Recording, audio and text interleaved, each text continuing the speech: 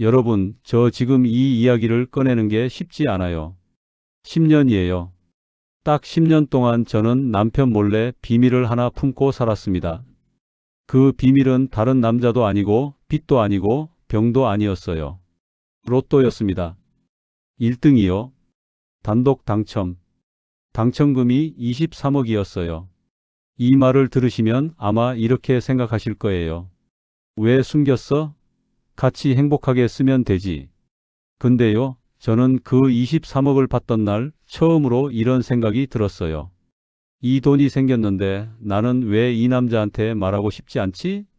그 생각이 드는 순간 저는 이미 알고 있었던 것 같아요. 우리 결혼이 오래전에 끝나 있었다는 걸. 1장. 제 이름은 박순희. 올해 53입니다. 결혼한 건 26이었어요. 대학 졸업하고 잠깐 회사를 다니다가 남편을 만나서 결혼했죠. 남편 이름은 정현수. 저보다 5살 많은 사람이에요. 결혼하고 나서 저는 직장을 그만뒀어요. 남편이 원했거든요. 당신이 집에 있어줘야 내가 편하게 일할 수 있어. 그 말이 싫지 않았어요. 그때는요. 누군가에게 필요한 사람이 된다는 게, 그게 제 역할이 된다는 게 이상하게도 안정감처럼 느껴졌거든요. 그렇게 저는 가정주부가 됐습니다. 밥 짓고 빨래하고 청소하고 아이 키우고 아들 둘을 낳았어요. 첫째 준혁이와 둘째 민혁이. 아이들이 자라는 걸 보는 게 낙이었고 그게 행복인 줄 알았습니다. 근데 아이들이 중학교, 고등학교 올라가면서 저는 점점 투명해졌어요. 남편은 회사 일이 바쁘다며 주말에도 나갔고 아이들은 학원과 친구들로 바빴고 저는 하루 종일 빈집을 지키는 사람이 됐습니다. 40이 넘으면서 그 공허함이 본격적으로 시작됐어요. 내가 여기서 사라져도 아무도 한동안은 모르겠구나. 그런 생각이 드는 날이 많아졌습니다. 로또를 사기 시작한 건 그 즈음이었어요. 특별한 이유는 없었어요. 동네 편의점에서 장을 보다가 그냥 한 장 샀거든요. 일주일에 한 번 1,000원짜리 꿈을 사는 거라고 생각했어요. 설마 진짜로 당첨될 줄은 몰랐죠. 2장. 아직도 그날이 생생합니다. 2014년 11월 토요일 밤이었어요. 남편은 거실에서 TV를 보고 있었고 저는 방에서 혼자 누워 습관적으로 로또 앱을 열었어요. 번호를 입력하고 확인 버튼을 눌렀는데 화면이 이상했어요. 축하합니다. 1등 당첨. 처음엔 잘못 본 줄 알았어요. 눈을 비비고 다시 봤어요. 똑같았어요. 6개 숫자가 전부 일치했습니다. 저는 그 순간 소리를 지르지 않았어요. 울지도 않았어요. 그냥 멍하니 천장을 봤습니다. 한 5분쯤 그러고 있다가 저도 모르게 조용히 방문을 잠갔어요. 왜 그랬는지 모르겠어요. 그냥 본능처럼 누군가에게 들키면 안 된다는 느낌. 그때 거실에서 남편 목소리가 들렸어요. 여보, 야식 시켜도 돼? 저는 아무렇지 않은 목소리로 대답했습니다. 응, 알아서 시켜. 그리고 이불을 뒤집어 쓰고 손을 입에 막고 혼자 엉엉 울었습니다. 기쁨인지 두려움인지 슬픔인지도 모를 눈물이었어요. 3장. 당첨금을 수령하는 건 생각보다 복잡하지 않았어요. 남편이 출근한 사이에 혼자 은행에 갔습니다. 세금을 떼고 나서 실수령액은 약 16억 정도였어요.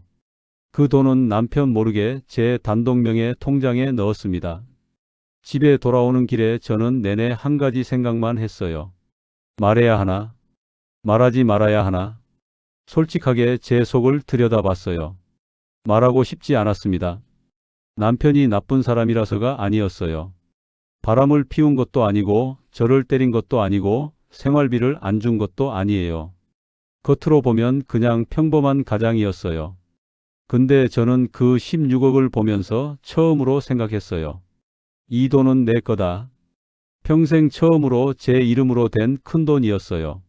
남편 월급에 기대지 않아도 되는, 아이들 학원비를 남편한테 손 벌리지 않아도 되는, 내가 원하는 걸 눈치 보지 않고 살 수 있는 그런 돈. 그 느낌이 너무 낯설었어요. 그리고 너무 좋았어요. 말하는 순간 그게 사라질 것 같았습니다. 남편이 알면 분명히 이렇게 할 거라는 게 느껴졌어요. 투자하자, 부동산 사자, 애들 유학 보내자. 내 의견은 중간 어딘가에서 흐지부지되고 결국 남편 뜻대로 그 돈이 쓰일 거라는 걸. 그래서 숨기기로 했습니다. 단 하루만 일하고 생각하면서. 그 하루가 10년이 됐어요. 사장, 비밀을 유지하는 건 생각보다 힘들었어요. 저는 그 돈을 함부로 쓰지 않았어요. 티가 나면 안 되니까요. 생활 패턴은 그대로였어요. 같은 마트에서 같은 금액으로 장을 보고 같은 옷을 입고 가끔 남편한테 용돈 달라고 했어요. 그러면서 16억은 차곡차곡 굴렸습니다.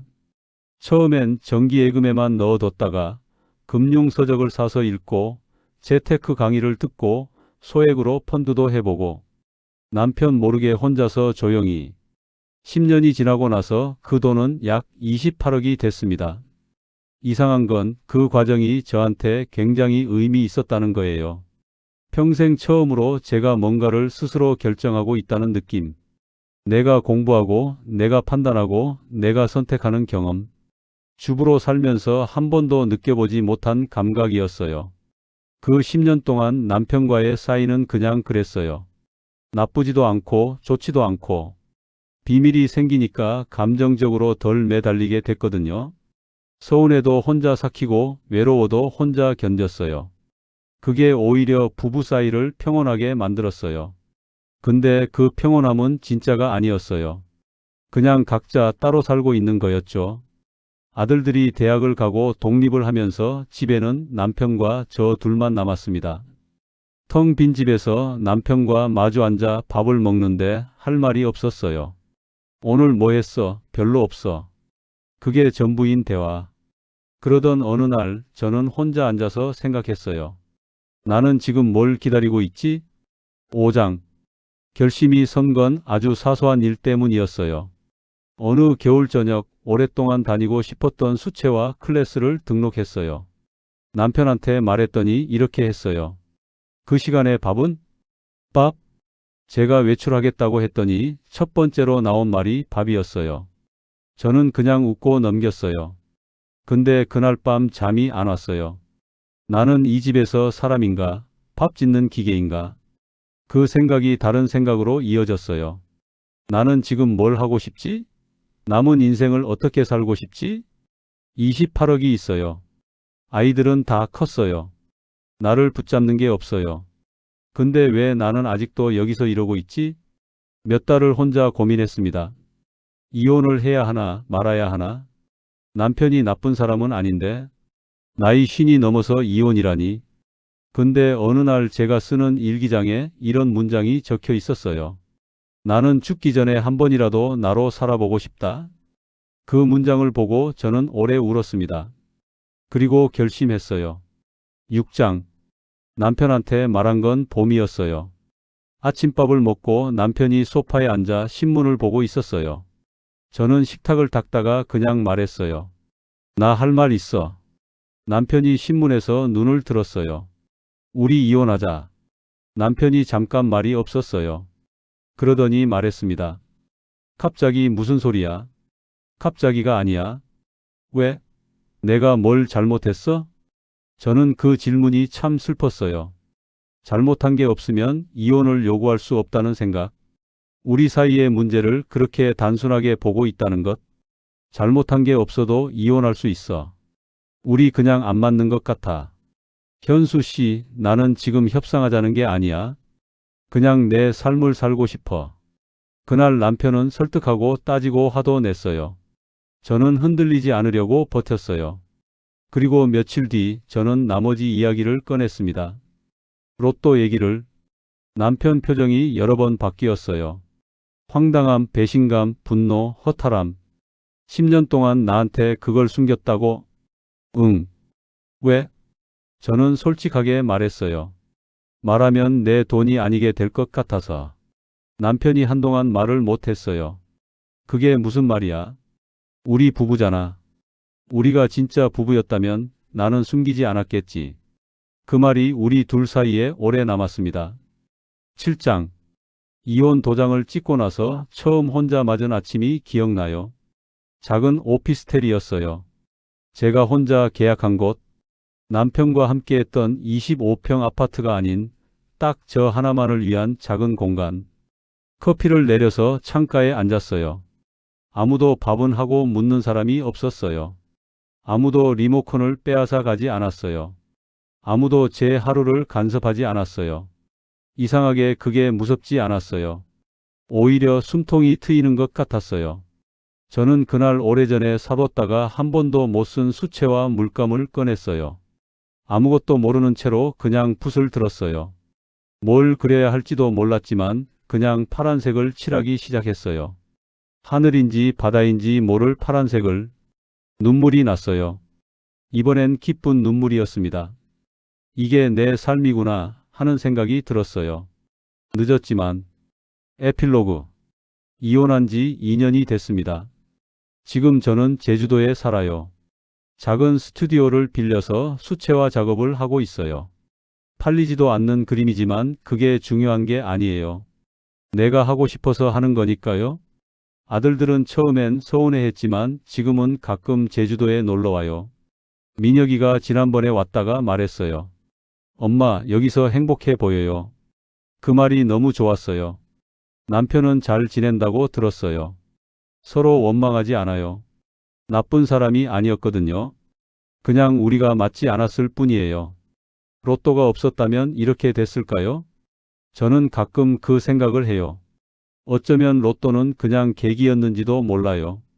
제가 오래전부터 느끼고 있었던 것들, 말하지 못하고 삭혀왔던 것들이 그 당첨금을 만나면서 드디어 목소리를 얻은 거 아닐까 싶어요. 돈이 저를 바꾼 게 아니에요. 돈이 저한테 용기를 준 거예요.